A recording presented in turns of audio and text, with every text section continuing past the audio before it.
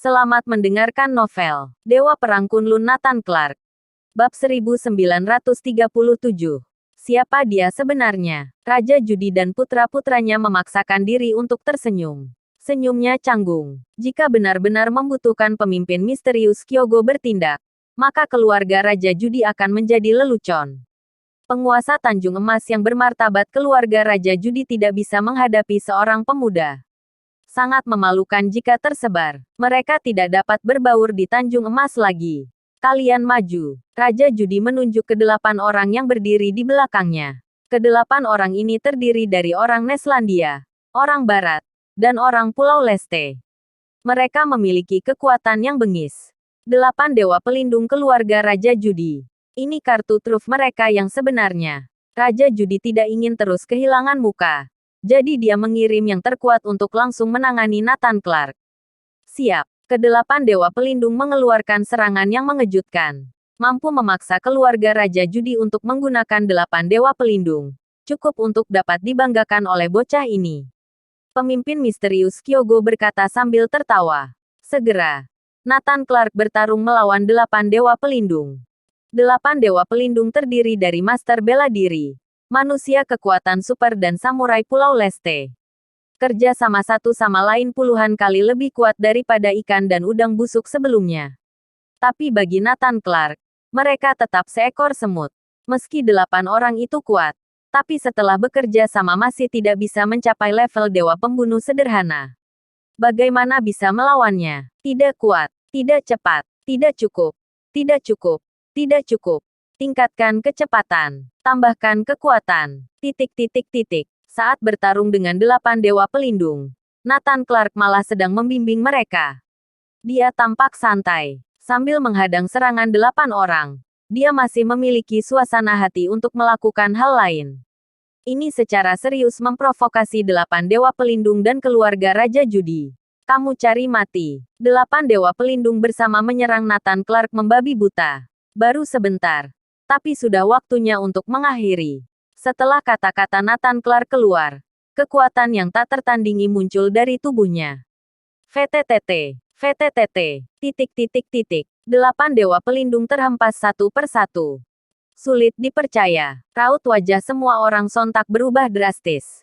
Kali ini, bahkan pemimpin misterius Kyogo tidak lagi tenang. Sebelumnya dia meremehkan Nathan Clark, tapi sekarang berbeda. Tak satu pun dari 8 dewa pelindung adalah lawannya. Maka Nathan Clark memenuhi syarat untuk mengancam mereka. Ya Tuhan, siapa dia sebenarnya? Generasi muda yang bisa mengalahkan 8 dewa pelindung keluarga Raja Judi.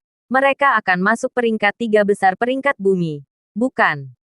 Tapi dia bukan Dewi Valkyrie Mia Garcia. Juga bukan bintang kembar terkuat. Siapa dia? Bahkan sekarang, semua orang menjadi semakin penasaran dengan Nathan Clark. Ingin tahu identitas aslinya. Maju. Keluarga Raja Judi tidak bisa dipermalukan. Begitu Raja Judi melambaikan tangannya, semua master dari keluarga Raja Judi keluar. Setiap kartu truf telah digunakan. Brak. Hanya saja mereka terhempas satu persatu. Setelah beberapa saat, tanah penuh dengan orang yang meratap kesakitan. Tak satu pun dari master keluarga Raja Judi yang berdiri.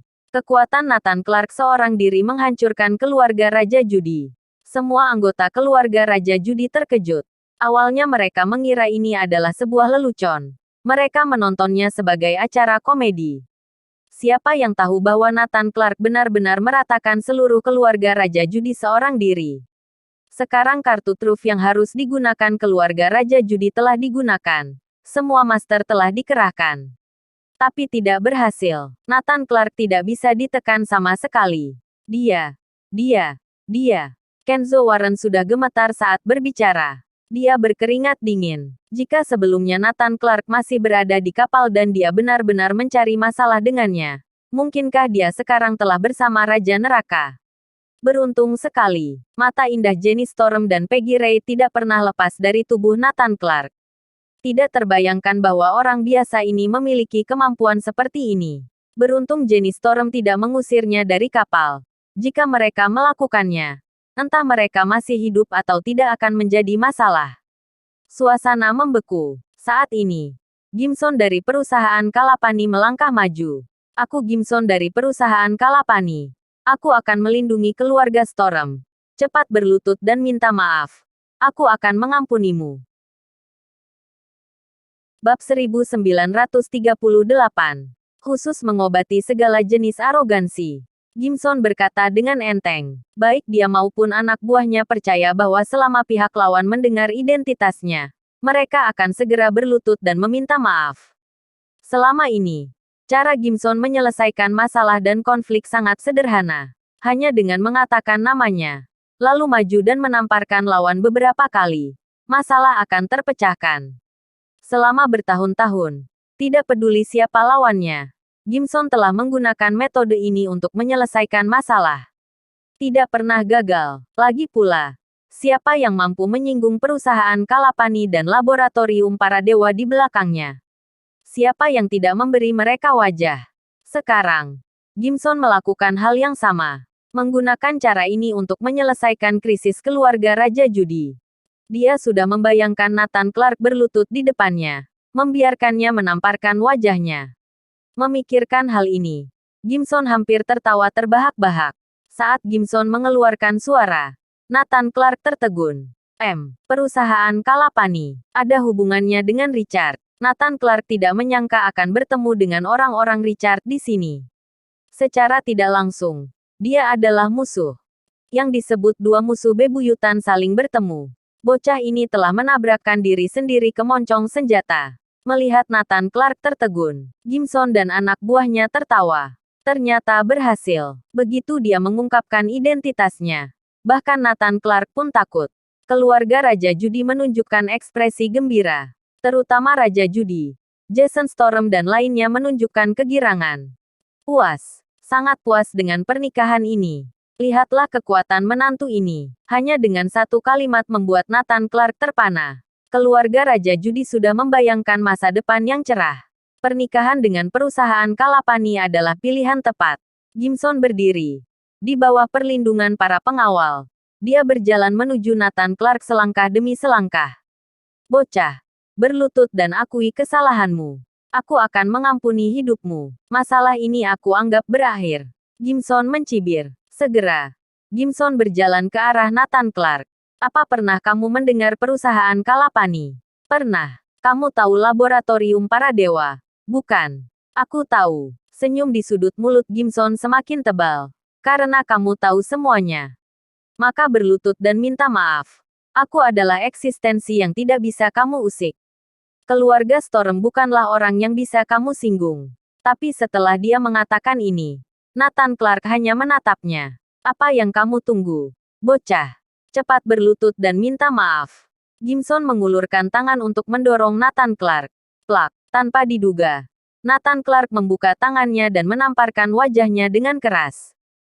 Segera, kulitnya robek dan darahnya menetes. Gimson menjerit seperti babi yang disembelih. Persetan, siapa kamu? Apa aku mengenalmu? Minggir. Nathan Clark menamparkan wajah Gimson lagi. Sisi lain wajahnya juga bersimbah darah. Aku Gimson, tuan muda perusahaan Kalapani. Kamu harus berlutut kepadaku. Teriak Gimson. Plak. Nathan Clark menamparkan lagi. Persetan, siapa kamu?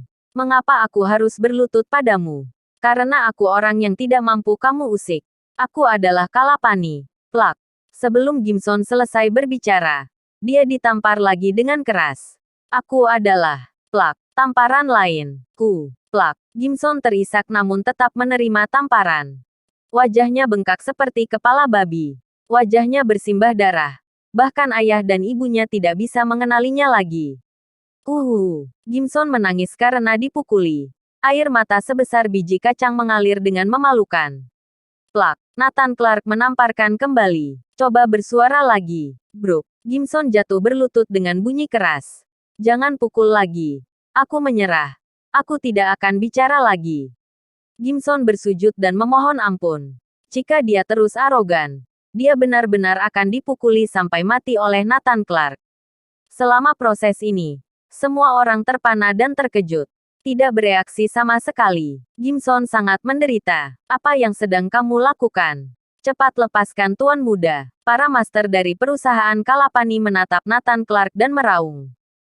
Bersambung.